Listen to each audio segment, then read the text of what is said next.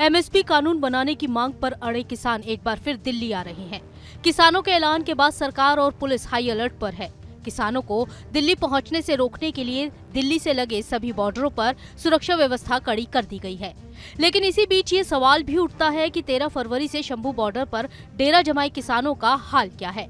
अपने घरों को छोड़कर बॉर्डर पर बैठे किसान किस तरह के हालातों का सामना कर रहे हैं। मीडिया रिपोर्ट के मुताबिक शंभू बॉर्डर पर ज्यादातर वक्त इंटरनेट नहीं चल रहा है। किसान आंदोलन में अब तक करीब 3000 ट्रैक्टर ट्रॉली पहुंच चुके हैं। ट्रैक्टर ट्रॉली की करीब 3.5 किलोमीटर तक की लंबी लाइन दोनों तरफ लगी हुई है। कई किसान आंदोलन में शामिल होने के लिए किराए के ट्रैक्टर ट्रॉली लेकर आ रहे हैं। ऐसे किसानों का कहना है कि जब तक और जितना हो सकेगा वो उतना पैसा आंदोलन में खर्च करेंगे।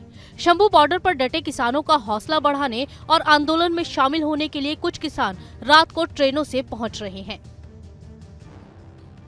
बॉर्डर के एक तरफ किसान आंदोलन पर डटे हैं तो दूसरी तरफ किसानों को आगे बढ़ने से रोकने के लिए पुलिस और सुरक्षा बलों ने बैरिकेडिंग की हुई है। हालांकि किसान भी अपनी सुरक्षा को लेकर पूरी तरह सतर्क हैं। सुरक्षा बलों की बैरिकेडिंग से महज 100 मीटर की दूरी पर किसान यूनियनों के बुजुर्ग किसान पहरा दे रहे हैं। सुरक्षा के लिए किसान वहां पर रात से लेकर सुबह 7 बजे तक पहरा देते हैं, जिससे किसानों और पुलिस के बीच कोई समस्या न हो। शंभू बॉर्डर पर कई एनजीओ ने अपने टेंट लगाए हुए हैं। इन एनजीओ के पास प्राथमिक इलाज की सुविधाएं हैं। इसके साथ ही प्रदर्शन कर रहे किसानों के लिए बॉर्डर पर लंगर चलाया जा रहा है। शंभू बॉर्डर पर खाने में हर चीज की व्यवस्था की गई है। चाय से लेकर फ्रूट्स तक की सेवा दी जा रही है। सुबह होते ही जैसे पूरा गांव उठ जाता है, वैसे ही शंभू बॉर्डर पर लगभग 3.5 किलोमीटर तक फैले हुए किसानों के इस अस्थायी गांव में चहल पहल शुरू हो जाती है। 5 बजने से पहले ही जगह जगह पर बड़े बड़े पतीलों में चाय बननी शुरू हो जाती है। नाश्ते के लंगर की तैयारियां शुरू हो जाती हैं। किसानों का कहना है कि अभी तक तो हमें अपना राशन खोलने की भी जरूरत नहीं पड़ी है। हम पूरे सब्र के साथ इंतजार कर रहे हैं। हमें जितना लंबा बैठना पड़ेगा बैठेंगे। वहीं शंभू बॉर्डर के आसपास दूर तक फैले खेतों में जाकर ये किसान शौच से निपटते हैं, तो कुछ किसान आसपास बने रेस्टोरेंट में बने शौचालयों का इस्तेमाल कर रहे हैं। आंदोलन कर रहे किसानों को नहाने में सबसे ज्यादा दिक्कतें आ रही हैं, क्योंकि पानी का इस्तेमाल भी लिमिटेड मात्रा में करना है।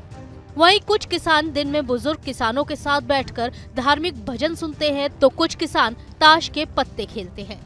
अपने अपने घरों को छोड़कर आंदोलन कर रहे किसानों को अपने किसान नेता सरवन सिंह पंढेर और जगजीत सिंह डल्लेवाल की सूझबूझ पर पूरा विश्वास है। किसानों का कहना है कि पंजाब के किसानों को अलग से पैकेज देने से वो सहमत नहीं है, क्योंकि ये लड़ाई सिर्फ उनकी नहीं बल्कि पूरे देश के किसानों की है। इसके साथ ही इस बार किसान मीडिया रिपोर्ट्स पर भी पूरा ध्यान दे रहे हैं। किसान इस बात पर ज्यादा ध्यान दे रहे हैं कि उनके आंदोलन के बारे में मीडिया क्या कुछ कह रही है। दरअसल किसानों के पिछली बार के आंदोलन को मीडिया ने काफी अच्छी कवरेज दी थी, जिसकी वजह से इस बार किसान मीडिया को लेकर काफी सतर्क नजर आ रहा है। आपको बता दें कि किसानों को मनाने के लिए किसान संगठनों और सरकार के प्रतिनिधि मंडल के बीच कई दौर की बातचीत हो चुकी है, लेकिन अब तक कोई नतीजा नहीं निकल पाया है। किसान सरकार के दिए सुझाव को मानने को तैयार नहीं है। बावजूद इसके 13 फरवरी से प्रदर्शन पर बैठे किसानों के हौसलों में किसी तरह की कोई कमी नहीं दिख रही। Team news nation.